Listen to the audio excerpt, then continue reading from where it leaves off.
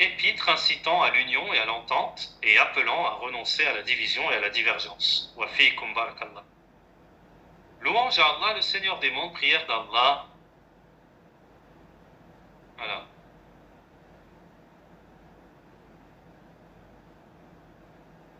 Bismillahirrahmanirrahim. Épître incitant à l'union et à l'entente et appelant à renoncer à la division et à la divergence.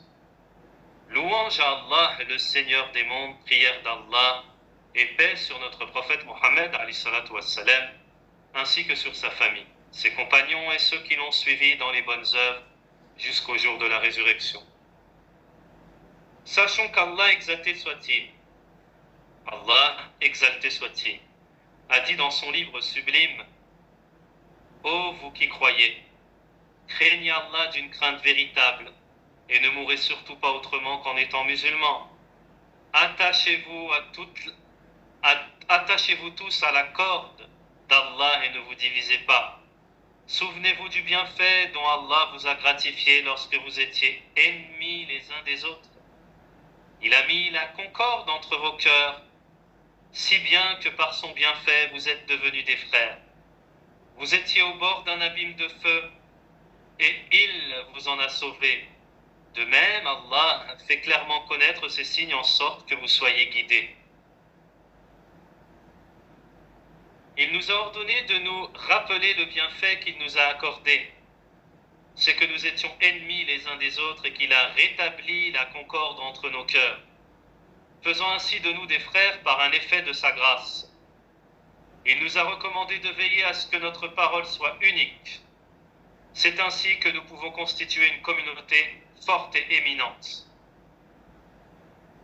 Si par contre nous nous disputons et nous nous divisons, nous fléchirons et nous faiblirons, comme l'a dit Allah Ta'ala: obéissez à Allah et son messager et ne vous disputez pas, car cela entamera votre courage et votre force.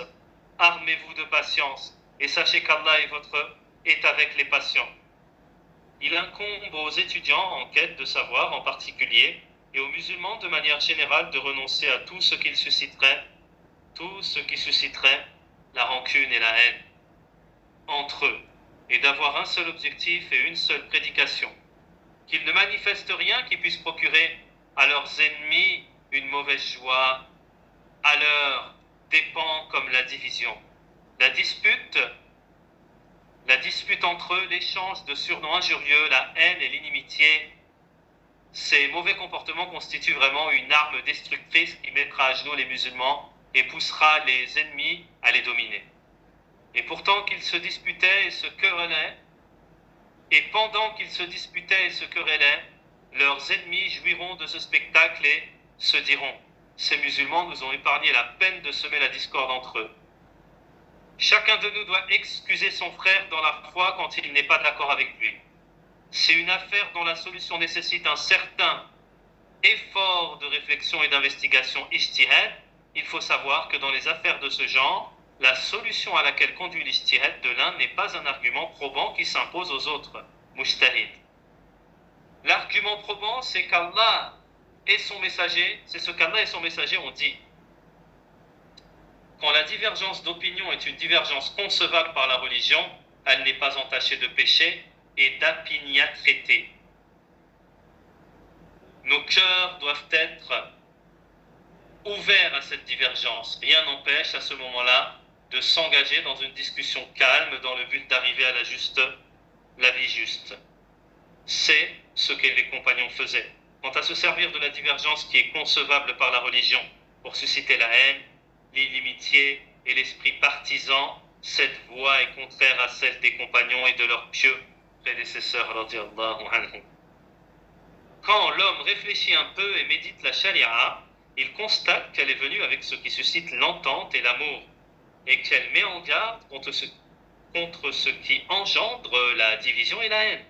En effet, il y a beaucoup d'actes d'adoration dont l'accomplissement doit être fait en groupe, comme les prières prescrites. Beaucoup de choses, par contre, ont été interdites par Allah parce qu'elles provoquent l'inimitié et la haine, comme le fait de pratiquer des ventes sur les ventes de ses frères, ou de demander en mariage une femme déjà sollicité par son frère musulman, ainsi que d'autres pratiquaient de ce genre.